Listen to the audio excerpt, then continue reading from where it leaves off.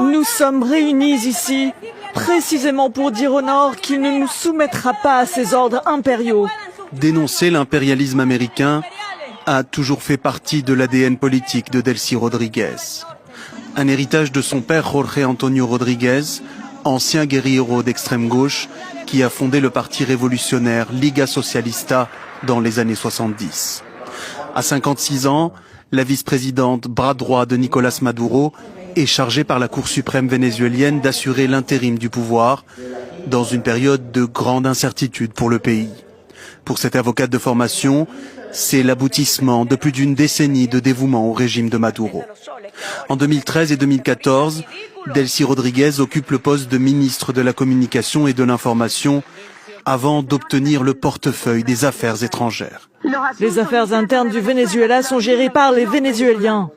Sa défense acharnée du gouvernement socialiste sur la scène internationale lui vaut le surnom de Tigresse. En 2017, elle devient présidente de l'Assemblée constituante pro-gouvernementale, l'institution contestée qui élargira les pouvoirs de Nicolás Maduro. Face aux irrégularités constatées lors du scrutin présidentiel de 2018, l'Union européenne décide de sanctionner 11 personnalités politiques vénézuéliennes, parmi lesquelles Delcy Rodriguez. Ceux qui imposent ce type de sanctions pensent que nous vivons dans la crainte de celles-ci. Ce n'est pas le cas. Les sanctions individuelles, arbitraires, qui nous sont imposées ne nous inquiètent vraiment pas.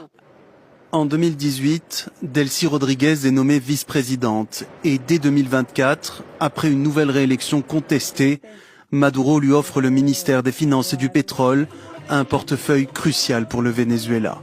Selon des analystes, Delcy Rodriguez aurait tissé des liens avec le secteur privé et les investisseurs étrangers après avoir stabilisé l'économie du pays et augmenté progressivement la production de pétrole malgré les sanctions américaines.